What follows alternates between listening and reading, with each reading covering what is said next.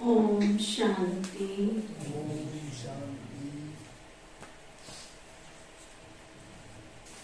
आज बाबा कहते हैं मीठे बच्चे,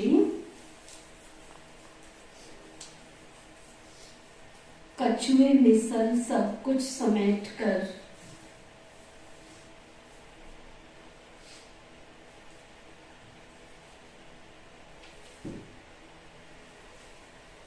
चुप बैठ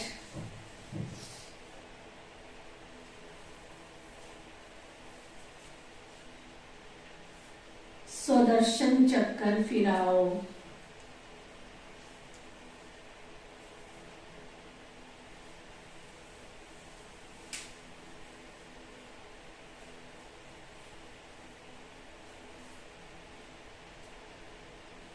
बाप जो सर्व संबंधों की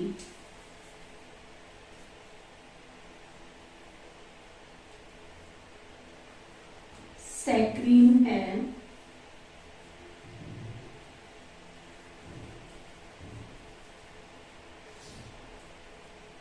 उसे याद करो।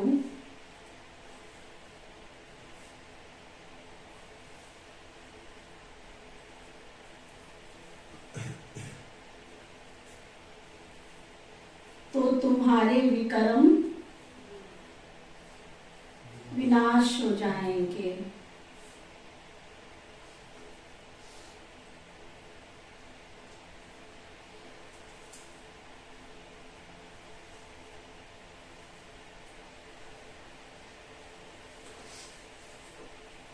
फिर बाबा पूछ रहे हैं,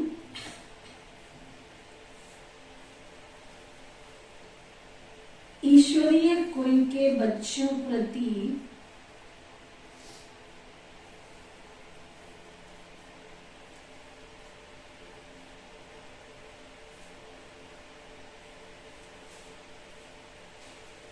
बाप की श्रीमत क्या है?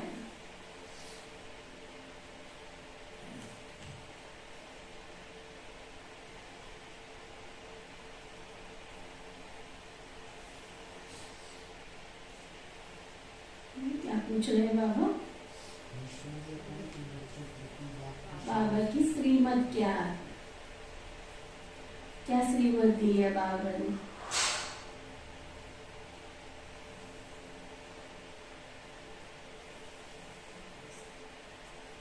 बाबा श्रीमत देते हैं कैसे चलना है, कैसे उठना है, कैसे बैठना है। बाबा ने सब कुछ सिखाया है हमको।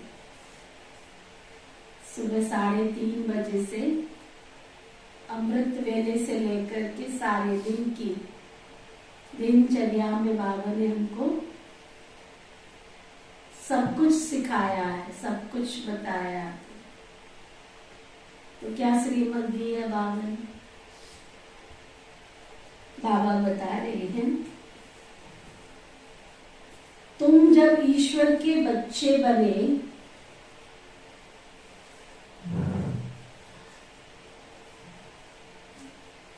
तुम जब ईश्वर के बच्चे बने,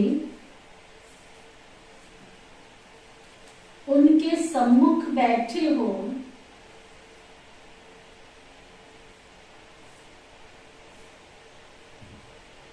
तो उसे प्यार से याद करो बस।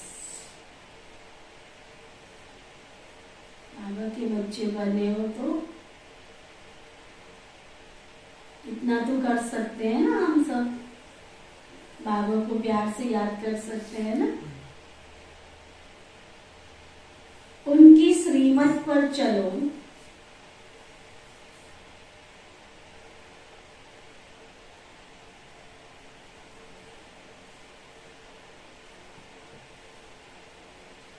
जितना उसे याद करेंगे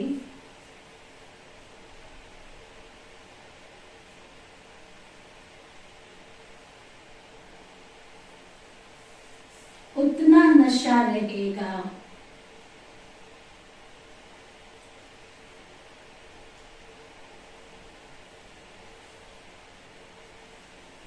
परंतु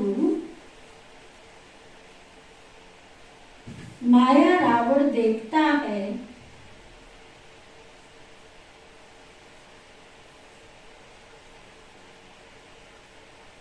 मेरे ग्राहक छिनने वाले हैं, तो वह युद्ध करता है।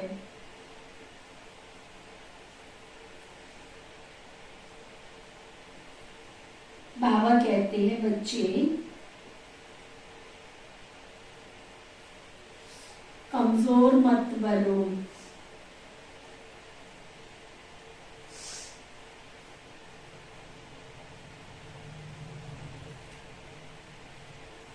मैं तुम्हें शक्ति देने के लिए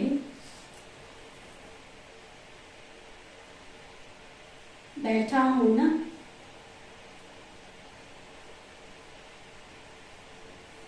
ठीक है, बाबा की बात समझ में आए?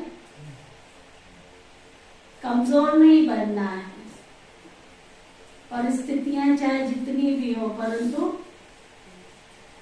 क्या हालात चाहे कितने भी खराब हो, परंतु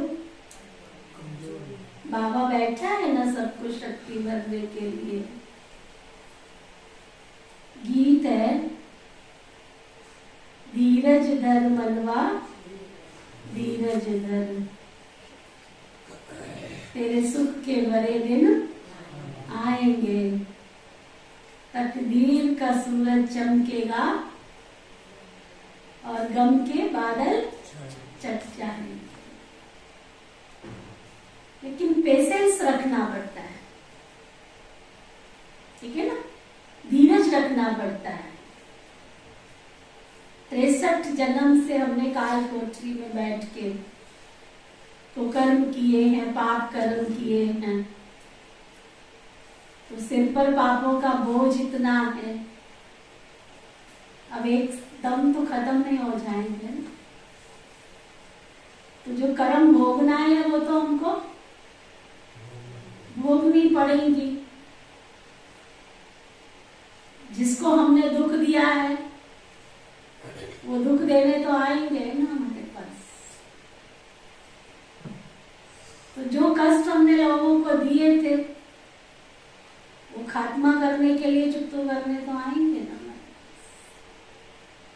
लेकिन प्लस पॉइंट क्या है हमारे पास कि तब हम अकेले थे परिस्थितियों से जूझने वाले, तब हम अकेले थे समस्याओं को पार करने वाले। अब हमको कौन मिला है? दमदार, शक्तिशाली, सर्वशक्तिवान, बल, ऑलमाइटी अथॉरिटी। अब वो हमारे साथ है। तो अब जो भी बातें होंगी वो क्या हो जाएंगी? सुई से कांटा, पहाड़ से राई। पर राई जितनी, सुई जितनी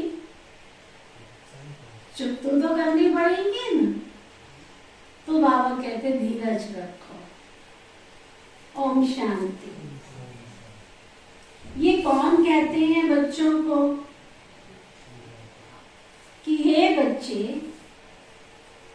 क्योंकि जो मनवा है ना, मन कहा जाता है आत्मा को, मन आत्मा को कहा जाता है। आत्मा की एक शक्ति है मन। आत्मा में मन बुद्धि है, तो ये नाम भी रख दिया। नाम तो बहुत चीजों के रखे हैं ना, जैसे परम पिता परमात्मा, परमात्मा को बाबा भी कहते हैं, कोई फिर उसको फादर कहते हैं, कोई अल्लाह कहते हैं, कोई गॉड कहते हैं, कोई ईश्वर कहते हैं, कोई प्रभु कहते हैं, कोई भगवान कहते हैं, कोई स्वयं भू कहते हैं। तो बाबा है सबसे सिंपल, है ना। बाबा को ईश्वर कहना मुश्किल है, प्रभु भी कहेंगे थोड़ा टेढ़ा सा है। बाबा, छोटा बच्चा भी बोल लेता है बाबा, कितना मीठा शब्द है बाबा। तो बाबा कहते तुम किसकी संतान हो? क्या तुम्हें याद आता है तुम किसकी संतान हो? अब तुम बैठे हो ना बच्चे बाबा के सामने, कौन बैठे हैं तुम्हारे सामने? आत्माएं कहेंगी बाबा बैठा है ना। कितनी सिंपल सी बात है। लोग मंदिरों में ढूंढ रहे हैं, कंदराओं में ढूंढ रहे हैं, है ना। और वो हमारे सामने बैठा है, हम उसके सामने बैठे हैं, आमने सामने बैठे हैं। कितनी सिंपल सी बात है। बच्चे जानते हैं हम आत्माओं का परम पिता परम आत्मा पिता है वो हमारा। मनुष्य तो छोटे बड़े सबको बाबा बाबा कह देते हैं, और ये फिर आत्मा अपने बाबा को बाबा कहती है।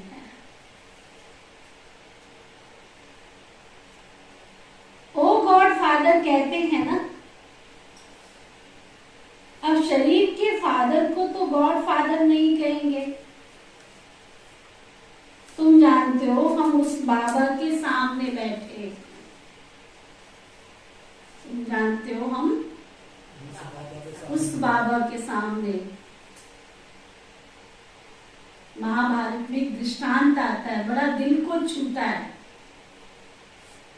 जब श्री कृष्ण जी जो है ना शांति दूत बनकर जाते हैं सलाह कराने के लिए कि भाई ये महाभारत की जो लड़ाई है, इस लड़ाई को रोक लो। बड़ा सुंदर सा दृश्य है। तो उसमें जब सारा सब कुछ समझाते हैं, लेकिन दुर्योधन को एक भी बात रास नहीं आती। जो घर के बुजुर्ग हैं, भीष्म पिताजी या कृपाचार्य द्रोणाचार्य विदुर जी, वो तो फिर भी समझ रहे हैं उस बात को, परंतु दुर्योधन को कुछ भी समझ नहीं आती। तो जब वो श्री कृष्ण जी सारी सलाह सब कुछ दे करके वापस लौट रहे होते हैं, तो श्री कृष्ण जी को वो गाली देने लगता है दुर्योधन।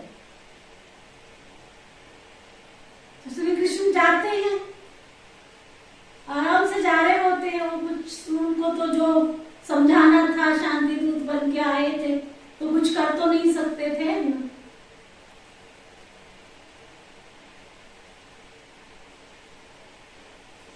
तो दुर्योधन उनको बोलता है कुछ अपशब्द बोल करके, और अपने जो पहरेदार है उनको ऑर्डर दे देता है, बांध दो इस ग्वाले को, बंदी बना लो इस ग्वाले को, कारागार में डाल दो इस ग्वाले को।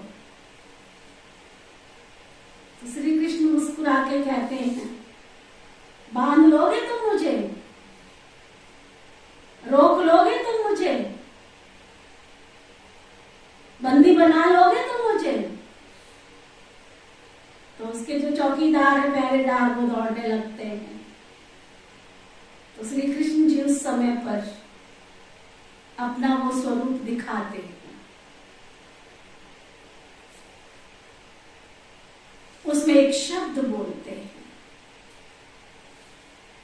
कि जिनके पास आंख है ना, वही स्वरूप को पहचान सकते हैं, और उसमें से बहुत तेज निकल रहा होता है। कर्ण भी वहां बैठे हैं, दुर्योधन भी है, काफी लोग हैं वहां पर, और सब बस ऐसे ऐसे करके आंख कर रहे हैं। तब वो कहते हैं, तो उसमें जो विदुर जी हैं, ऋषभ पिताजी हैं, वो उनको नमन कर रहे होते हैं, उनके उस स्वरूप को देख करके, और वो वहां से चले जाए। अच्छा, तो उसमें भी वो दृश्य को देखते हैं। अब देखा जाए, इस समय परमपिता परमात्मा हमें वो दिव्य संदेश दे रहे हैं, प्रकाश दे रहे हैं, रोशनी दे रहे हैं, लेकिन आंख वाले को तेरी पहचान, जिनके पास दिव्य चक्षु है वही पहचान पा रहे हैं, सब थोड़े ईश्वर को पहचान पा रहे हैं। तो वो बाबा कह रहे हैं, बच्चे जानते हैं हम आत्माओं का परम पिता परमात्मा है। मनुष्य तो छोटे बड़े सबको बाबा बाबा कह देते, कोई छोटा है कोई बड़ा है, सबको बाबा बाबा कह देते। अब शरीर के फादर को तो गॉड फादर नहीं कहेंगे ना। तुम जानते हो हम उस बाबा के सामने बैठे, ये आंख वाले की पहचान, हमारी अंदर की आंख कितना उस आए हुए धरती पर परमात्मा को पहचान पा रही है। वही गीता का महा एपिसोड चल रहा है, वही शिव बाबा हमको सत्य ज्ञान सुना रहे हैं। ये आत्मा की बात है ना। शिव बाबा समझाते हैं, तो मैं कौन हूं? मैं परम आत्मा हूं। मैं तुम सभी आत्माओं का परम धाम में रहने वाला पिता हूं। उसने आके पहचान दी है, मैं पिता हूं तुम्हारा, इसलिए मुझे परम आत्मा कहते हैं। इकट्ठा करने से हो जाता है परम आत्मा। कितनी सहज बात है। ये कौन बैठा है तुम्हारे सामने? शिव बाबा। अगर वो ना होता तो ये ब्रह्मा भी तो नहीं होता। ब्रह्मा कहां से? वो तो दारा लेक राज था। जब शिव बाबा ने उसमें प्रवेश किया तो तब वो ब्रह्मा बना है ना। तो शिव बाबा नहीं होता तो ये क्या करता? ये ब्रह्मा का। तो तुम बच्चों की दिल में हमेशा उनकी याद रहती है वह भी आत्मा, कोई फर्क नहीं है। जैसे आत्मा स्टार है, उस स्टार का साक्षात्कार होता है, वैसे बाप का भी स्टार रूप में साक्षात्कार होगा। बाकी ये जो कहते हैं कि बहुत तेज है, सहन नहीं कर सकते, ये मन की भावना है। बाकी तो बाप यथार्थ करके समझाते हैं कि जैसे तुम आत्मा हो ना, वैसे मैं भी आत्मा हूं। मुझे भी इस तन में, इस आत्मा के बाजू में भ्रकुटी में बैठना है। तो वो बैठकर बच्चों को समझाते हैं कि तुम आत्माओं में 84 जन्मों का पार्ट भरा हुआ है। 120 हर एक में अपना अपना पार्ट है। कहते हैं आत्मा परमात्मा अलग रहे बहुकाल। अब परमात्मा अक्षर तो बिल्कुल क्लियर है, उनको परमात्मा कहने से मूझ गए। है तो आत्मा परंतु सदा परम धाम में रहने वाली परमात्मा है। ब्रह्मा को परमात्मा तो नहीं कहेंगे ना, ये सब है जीव आत्माएं। इनमें कोई पाप आत्मा है, कोई पुण्य आत्मा है। बाबा कहते मुझे पाप या पुण्य आत्मा नहीं कहा जाता है। शिव बाबा को कभी परमात्मा को कहते पाप परमात्मा नहीं ना, शिव बाबा को थोड़ी कोई पाप परमात्मा पुण्य परमात्मा धर्म परमात्मा कहते हैं। मुझे ही परमात्मा कहा जाता है।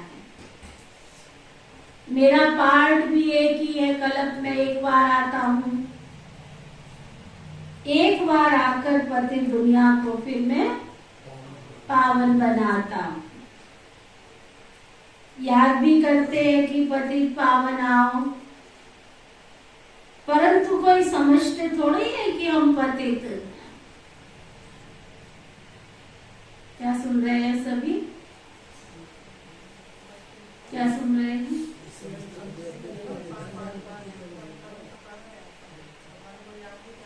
शोभारानी बोलो ना जोर से। हम क्या कर रहे हैं सभी? उस पतित पावन परम पिता परमात्मा को याद कर रहे हैं। एक बार आकर पति दुनिया को पावन बनाते हैं। याद भी करते हैं कि ये पतित पावन आओ, परंतु कोई समझते थोड़ा ही। याद करते हैं परंतु समझते थोड़ा ही कि हम पतित हैं, रावण संप्रदाय हैं। कहते हैं राम राज्य चाहिए, रावण को जलाते भी हैं, परंतु ये नहीं जानते कि हम रावण संप्रदाय हैं। जरूर पतित है तभी तो बुलाते हैं ना उसको।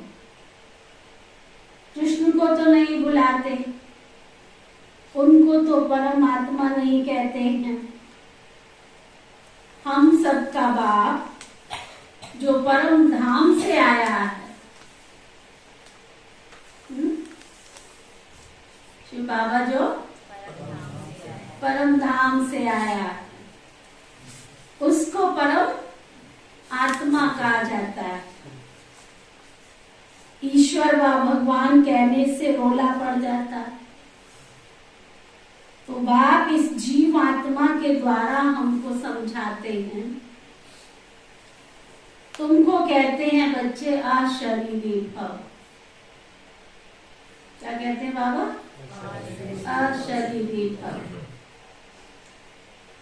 तुम मेरे बच्चे थे जब तुमको मैंने इस सृष्टि पर भेजा था।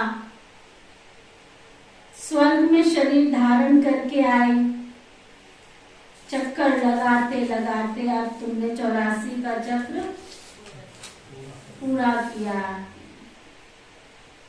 इस समय सब रावण की संतान बन गए। रावण ने सबको बिल्कुल पतित बना दिया, है ना? सब रावण की संतान बन गए। सबको रावण ने क्या पतित बना दिया। अब तुम बने हो ईश्वरीय संतान। अब बाबा आया है, कहते हैं मेरा पार्ट आसुरी संप्रदाय को दैवी संप्रदाय बनाना। मैं भी ड्रामा अनुसार अपने समय पर ही आता हूँ, है ना? शिव बाबा भी आते हैं परम धाम से अपने समय के अनुसार। कल्प कल्प कल्प के संगम युगे में आता हूँ। कलयुग है ही पतित पुरानी तमो प्रधान दुनिया। तब तो मैं आता हूँ सूर्यवंशी चंद्रवंशी कुल राज्य स्थापन करने के लिए। ना हो तो स्थापन कैसे करूं? फिर जब सूर्यवंशी चंद्रवंशी होंगे, बड़ी अच्छी बात बाबा समझाने जा रहे हैं कि जब सूर्यवंशी और चंद्रवंशी होंगे तब क्या? इसकी बुद्धि को टच हो रहा है। तब ना तो वैश्यवंशी होंगे ना ही शूद्रवंशी होंगे। मजा आया? जब सूर्यवंशी होंगे चंद्रवंशी होंगे तो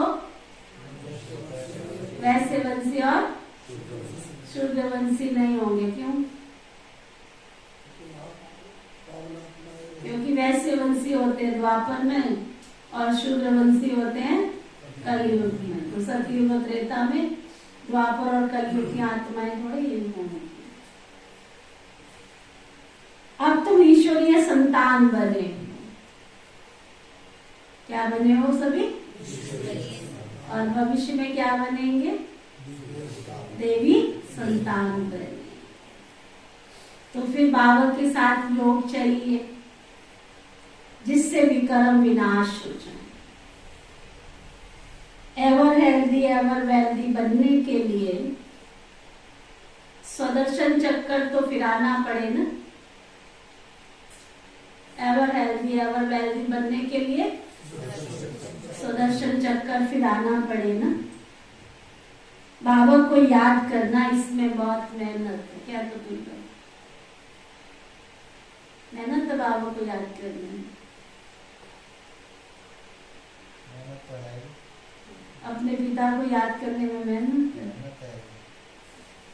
ये संघर्ष है ना। लौकिक में अपने पिता को याद करने में मुश्किल नहीं होती है, लेकिन शिव बाबा हमारा पिता है तो उसको याद करने में हमें मुश्किल होती है। क्यों मुश्किल होती है? कारण क्यों मुश्किल होती है? क्योंकि उसकी जो प्रॉपर्टी है वो हमको इन आंखों से दिखती नहीं। लौकिक में दिखती है कि इसके पास इतने खेत खलियान है, इतने बाग बगीचे, इतनी प्रॉपर्टी है, दिखती है। लेकिन प्यारे शिव पिता परमात्मा की प्रॉपर्टी लाल हरे नीले पीले नोट दिखते नहीं है उसके। उससे जो हमें अद्भुत संपदा जो मिलने वाली है, स्वर्ग के जो महल मिलने वाले हैं ना, स्वर्ग के अखुट भंडार जो मिलने वाले हैं, वो हमें इन आंखों से दिखते नहीं। इसलिए उसको याद करना मुश्किल होता है, क्योंकि आत्मा की एक नेचर है। उसको जहाँ प्राप्ति होती है वहां वो भागती है।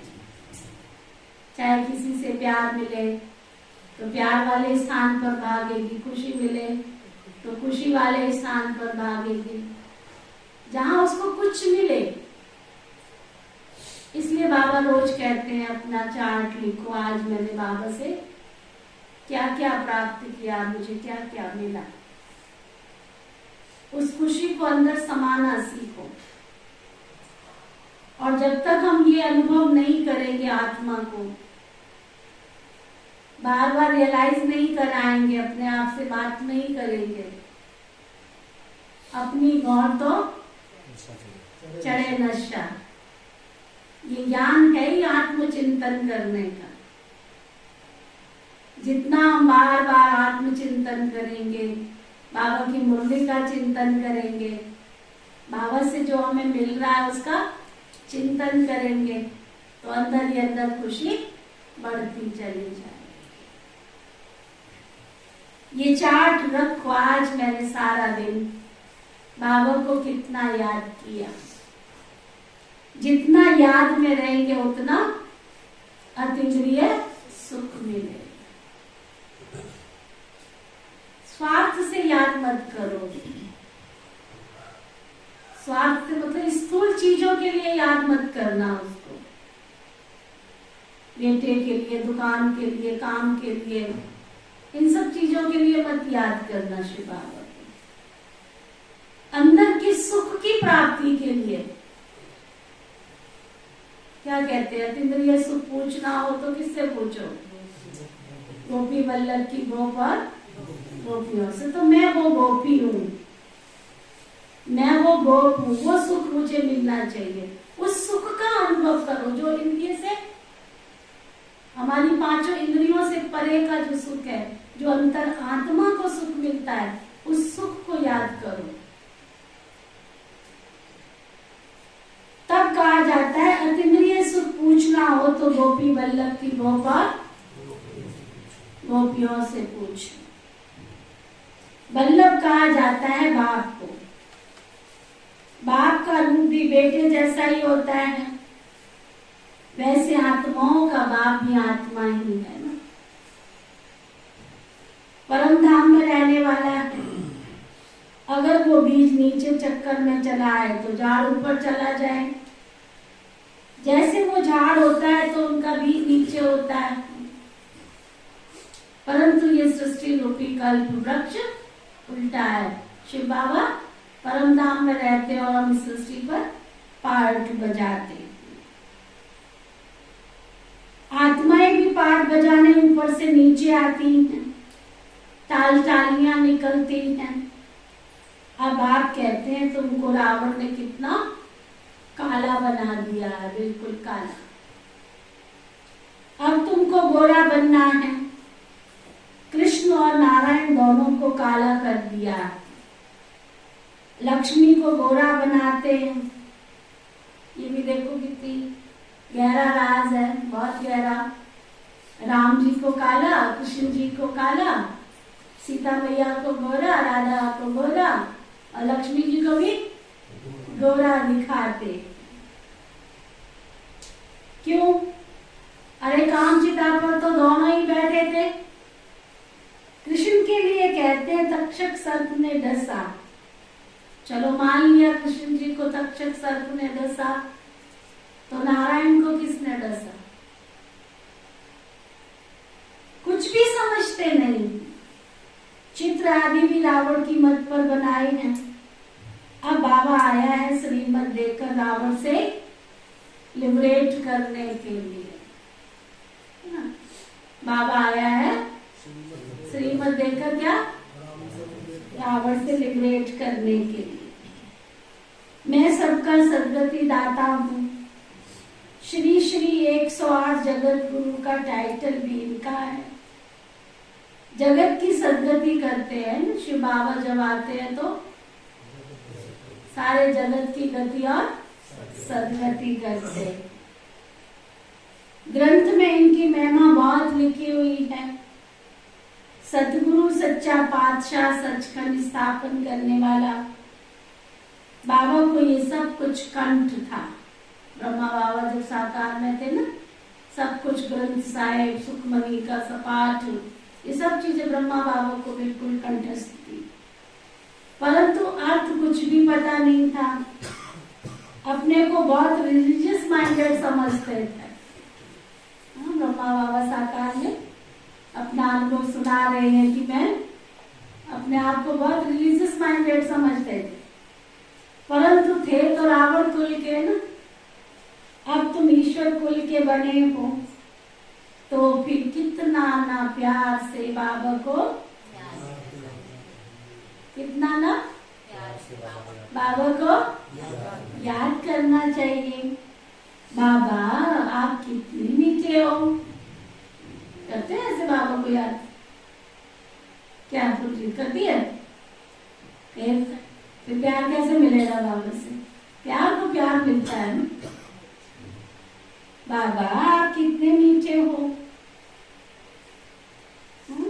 हमको स्वर्ग में ले चलते हो। हेवनली गॉड फादर को जितना तुम प्यार से याद करेंगे उतना नशा चढ़ेगा।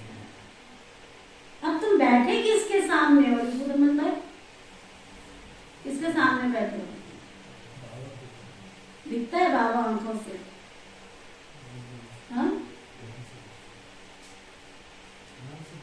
मन से दिखता है? दिख रहा है करमचंद भाई? दिखता है कि बाबा दिखता है?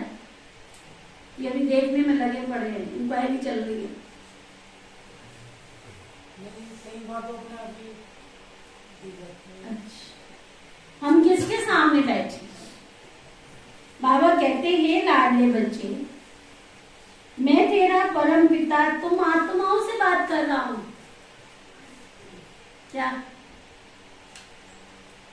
कौन बात कर रहा है हमसे? हाँ?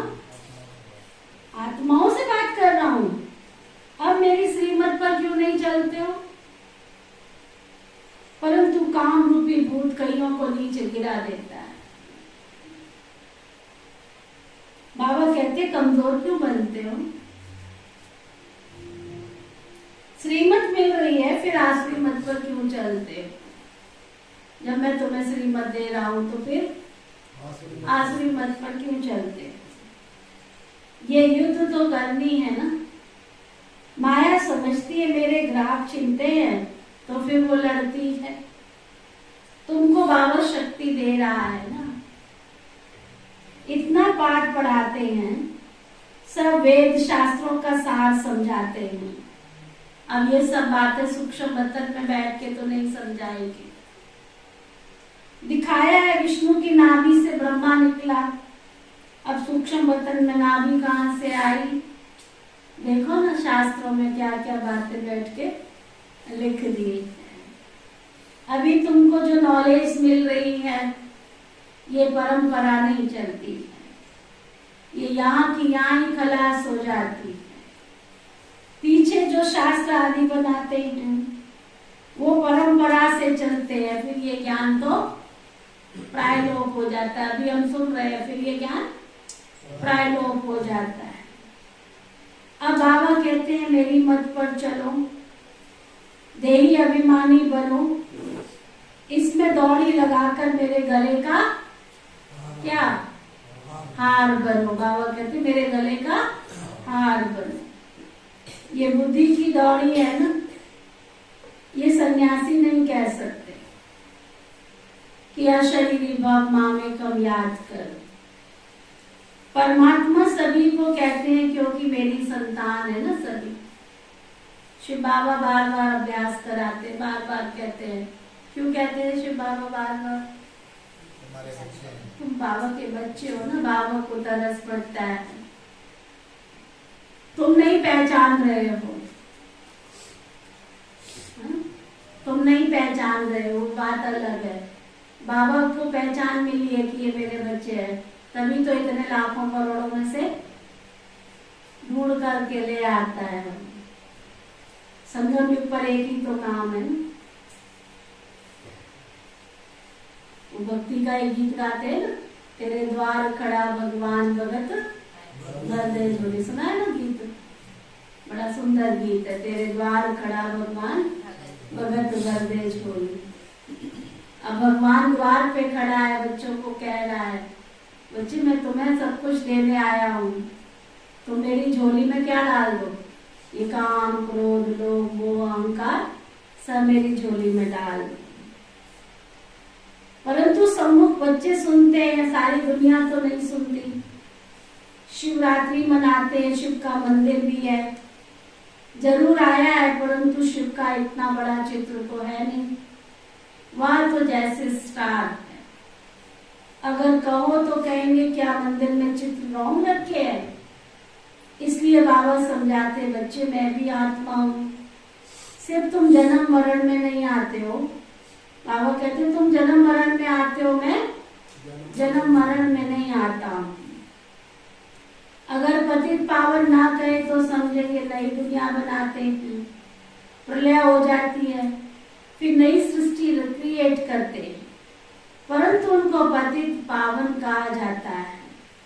तो इससे सिद्ध होता है कि ये सृष्टि तो अनादि है, इसकी कभी भी प्रलय नहीं होती, परंतु उनको पतित पावन कहा जाता है।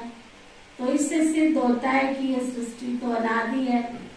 बाबा कहते हैं इसमें नंदीगण भाग्यशाली रथ पर आता हूँ तुम्हें नर से नारायण बनाने के लिए।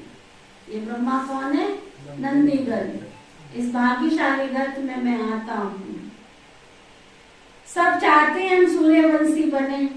एक कथा भी है, एक भगत ने कहा कि क्या मैं लक्ष्मी को वर सकता हूँ। नारद भगत था ना, तो सुनिए ना कहानी। नारद जी गए और उनको संकल्प आया। बड़ी रोचक कहानी है, लंबी कहानी है। सार में यही है कि वो भगवान जी के पास गए और कहने लगे मैंने भी लक्ष्मी को वरना है। तो कहा जाके फिर तुम अपनी शक्ल तो देखो। तो शक्ल कैसी थी? बंदर जैसी शक्ल। और इसके पीछे कहानी बहुत लंबी है। देखो नारद जी भगत थे, लेकिन बंदर जैसी शक्ल थोड़ी कोई बंदर जैसी थी। थे तो वो मनुष्य जैसे, लेकिन करतूतें उनकी कैसी थी? इधर की बात उधर, उधर की बात उधर। तो वो बंदरपना था उसमें। इस कारण कहा तो जिसके अंदर इधर उधर की बातें करने की आदत होती है ना, उस समय कितना भी ज्ञान योग करो तो शक्ल कैसी बन जाती है? बंदर जैसी। तो बाबा कहते पहले बंदर से मंदिर लायक तो बनो, तभी तो लक्ष्मी को वर सकेंगे। अभी तुम मंदिर लायक बन रहे हो। देखो कितना भगत था नारद जी, कितने भगत थे। ऋषि पुत्र थे दुनिया में कहा जाता है ना। बाल ब्रह्मचारी थे। पूजा पाठ नित्य पूरी भक्ति शक्ति सब कुछ था। एक ही अवगुण था उनके अंदर, किसी को दुख थोड़ा ही पहुंचाते थे, किसी को गाली गलौज थोड़ी करते थे, कोई मारा मारी पत्थरमारी थोड़ी करते थे। बस क्या करते थे? हाँ, क्या करते थे? बस है ना, अपनी शक्ति का दुरुपयोग कर रहे थे। बस उनको हनुमान की तरह शक्ति मिली थी इधर से उधर जाने की, पवन की तरह से वो जा सकते थे कहीं पर भी, है ना। वो शक्ति का दुरुपयोग कर रहे थे और इस कारण से उनकी भक्ति क्या हो रही थी? भक्ति की शक्ति सब खत्म हो रही। एक तो भक्ति की उन्होंने शक्ति भी खत्म हुई और कहीं पूजा पाठ नित्य करने के बाद उनका मंदिर भी नहीं बने। तो वो बाबा कह रहे पहले बंदर से मंदिर लायक तो बनो, तभी तो लक्ष्मी को वर सकेंगे। अभी तुम मंदिर लायक बन रहे हो। ये इस समय की सारी बात है। ये सब तुमको कौन बता रहे हैं? अच्छा बाबा पूछ रहे हैं तुमको सब कौन बता रहे हैं? कौन बता रहे हैं? ना अच्छा सा जवाब दो ना, कौन बता रहे हैं? शिव बाबा बता रहे। कैसे बता रहे शिव बाबा? यहाँ तो दिख ही नहीं रहे हैं, तो कहाँ से बता रहे? कैसे बता रहे हो? शिव बाबा ब्रह्मा की कुटिया में बैठकर फिर हमको समझा रहे हैं, है ना। जैसे इनकी आत्मा भ्रुकुटी में बैठी है तो जरूर उनके बाजू में ही तो बैठा होगा ना। ये नॉलेजफुल बात तुमको सारा राज आदि मध्य अंत का समझा रहे, जिससे तुमको सुदर्शन चक्कर फिराना सहज हो।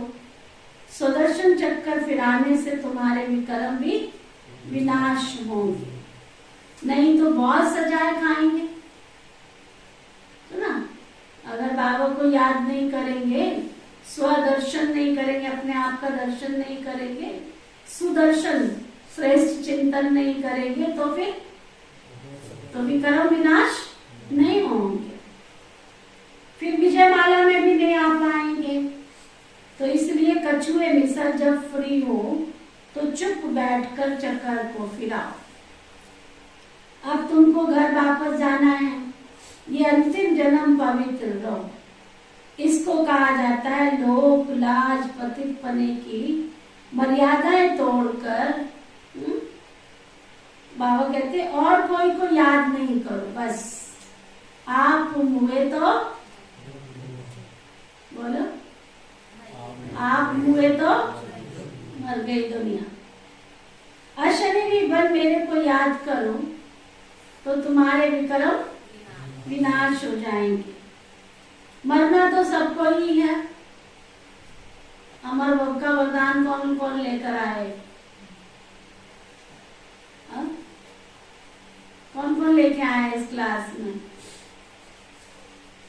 क्या मरना तो सबको है, तो फिर कौन किसके लिए रोएगा? कौन किसके लिए रोएगा? हिरोशिमा में सब मर गए, कोई रोने वाला बचा ही नहीं था। अब चलो हिरोशिमा तो बाद की बात है, पहले की बात हो गई।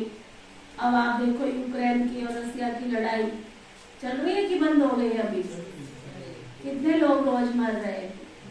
कौन किसके लिए रो रहा है? घर की घर बर्बाद हो गए। कौन किसके लिए रो रहा है? कोई बच्चा? फैक्ट्रियां खत्म हो रही हैं, सब कुछ खत्म हो रहा है। इसको कहते विनाश काले विपरीत बुद्धि। जिस चीज पर खड़े हैं उसी चीज को खत्म कर रहे हैं। जो चीजें खुद ने बनाई है उन्हीं चीजों का नाश कर रहे हैं। तो बाबा कहते हैं इसलिए अब रोने वाली दुनिया से हम सबको क्या करना है? जो कहते हमने यही रहना है वो हाथ उठाओ। जो कहते इस रोने वाली दुनिया से वापस जाना है वो हाथ उठाओ। वापस जाना है। इस गंदी दुनिया में तो हर एक के अंग अंग में कीड़े पड़े हुए हैं। पता नहीं कौन सा अंग कब डॉक्टर कह देगा काट दो इसको, निकाल दो इसको, है ना। शरीर 100 रोगों की खान बन गया है। बाबा कहते हैं उसको क्यों याद करें? बताओ, ऐसे सड़े हुए शरीर को क्यों याद करें? इसको स्वर्ग में ऐसे थोड़े ही शरीर होंगे। क्या ले आप होंगे ऐसे शरीर? वहां पर ऐसे सड़े हुए शरीर थोड़े ही होंगे। कैसे होंगे? निरोगी सुंदर कंचन काया होगी। वहां तो अंग अंग में खुशबू होती है। बाबा कैसे गंदी बासी गुलगुल फूलों को बहुत गुलगुल बनाते हैं, तो उनको आना भी ऐसे पुराने लॉन्ग रूट में पड़ता है। बाबा कहते भले अपने घर में रहो, परंतु बाबा की श्रीमत पर चलो, विकारों में मत जाओ। तुम्हारे सामने क्या? तुम्हारे सामने क्या? से बैठे हैं।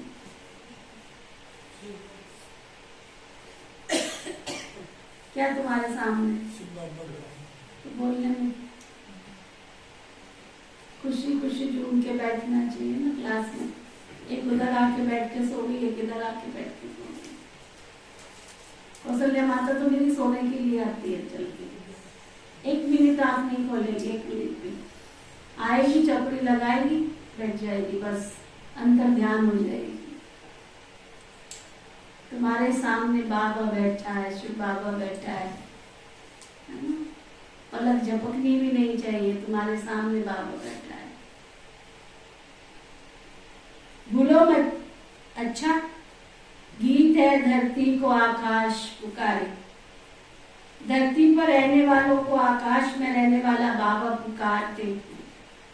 अब मेरे पास आना है, इसलिए नष्टो मोहागर। मैं तुम्हें स्वर्ग के अथाह सुख दूंगा। बाबा तो है ही सभी सुखों की सैकड़ी। मम्मा, चाचा, मामा, ये सब क्या है? सुख देने वाले हैं ये सब, है ना। दुनिया में मामा भांजे की, है ना, चाचा भतीजे की कितनी कहानियां बनी हुई हैं। सब दुख देने वाले हैं। तुम्हारा है सारी पुरानी दुनिया के नरक का संन्यास, सन्यासियों का है सिर्फ घर का संन्यास। तुमको इस डर्टी दुनिया नरक को भूलना है। इस समय मनुष्य को थोड़ा भी धन मिलता है तो समझते हैं हम स्वर्ग में बैठे हैं, परंतु इतना ही दुनिया में कोई साहूकार है नहीं। देवाला निकला हुआ है सबका। एक एरोप्लेन गिरा, एक एरोप्लेन गिरा, सब खलास। फिर रोने पीटने लग पड़ते हैं।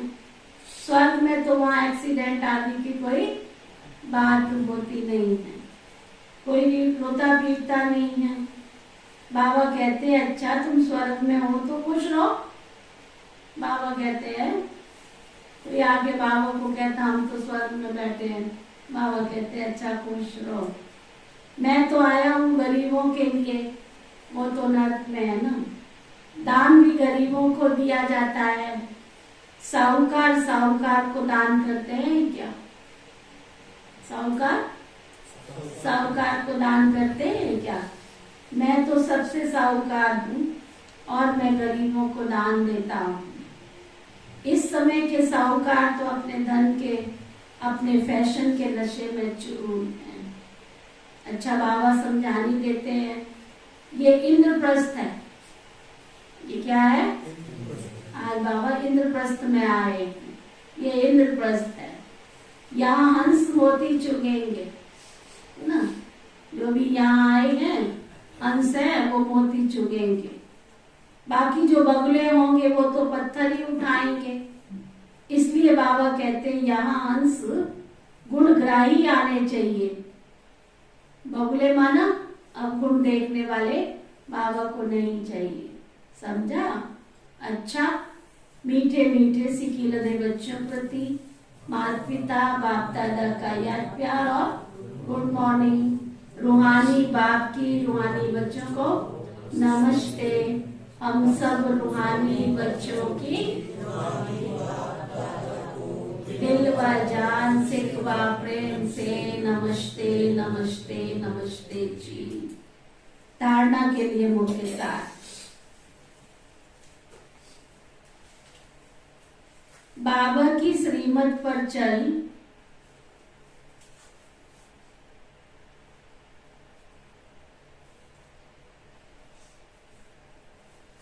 बाबा की श्रीमत पर चल, देही अभिमानी बन,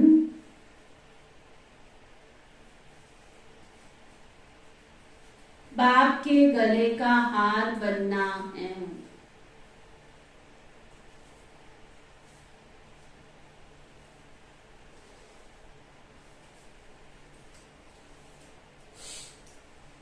बाबा की श्रीमत पर चल, क्या?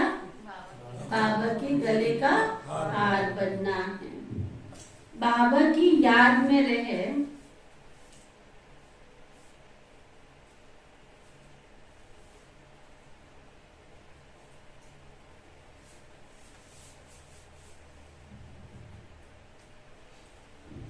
अतीन्द्रिय सुख का अनुभव करना है।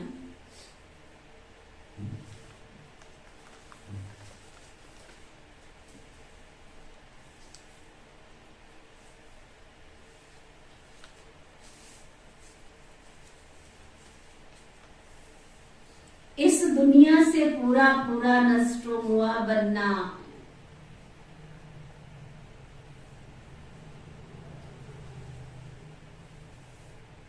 किसी के भी चीची शरीरों को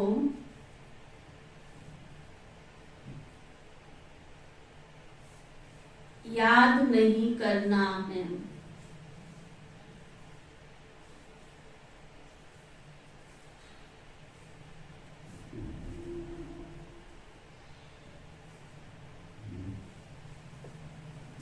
वरदान, सतगुरु प्यारे बाबा का वरदान।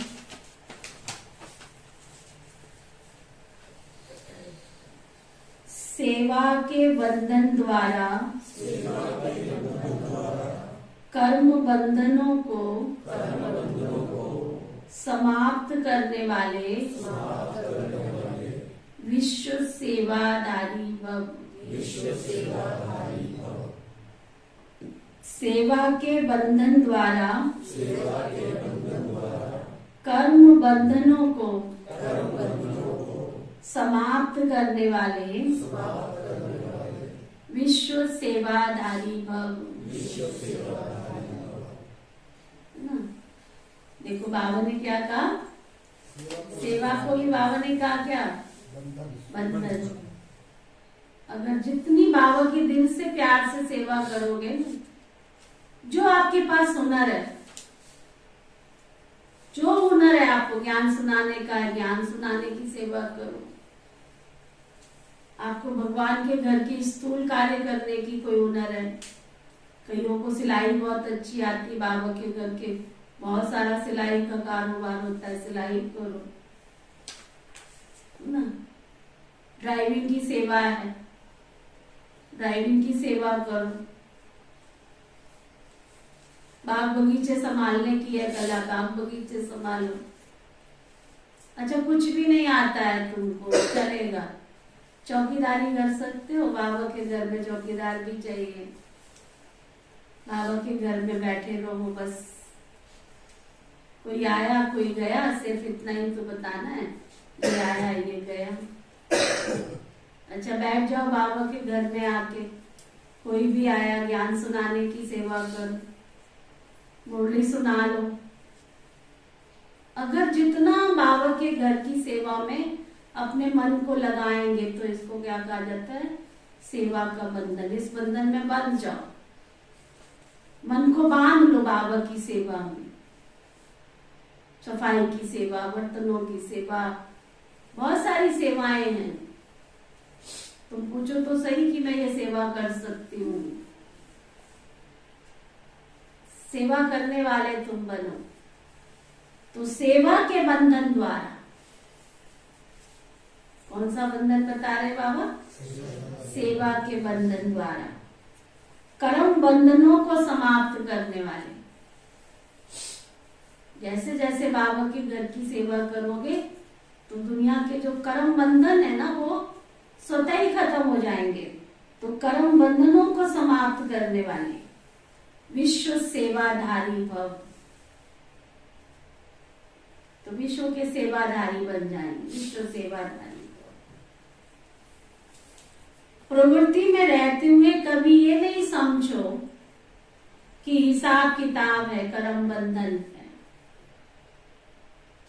लेकिन ये भी सेवा है, तो ना घर में रहते हो तो ये नहीं समझो क्या सारा दिन घर का काम करोगे तो कामना आएगी, जागृत होगी, सेवा समझ के सेवा करो। सेवा के बंधन में बंधने से कर्म बंधन खत्म हो जाता है। जब तक सेवा भाव नहीं होता है तो कर्म बंधन अपनी तरफ खींचता है।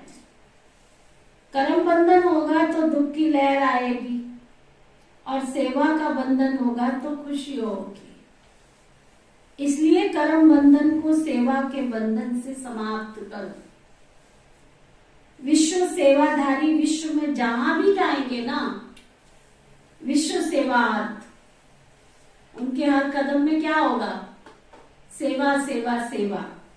स्लोगन, अपने दैवी स्वरूप की स्मृति में रहो,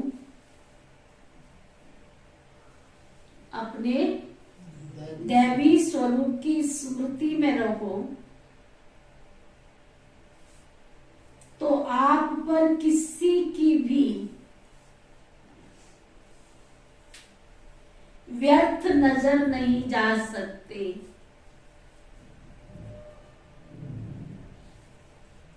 तो ना अपने दैवी स्वरूप की स्मृति में रहो तो आप पर किसी की भी व्यर्थ नजर नहीं जा सकती है, व्यर्थ।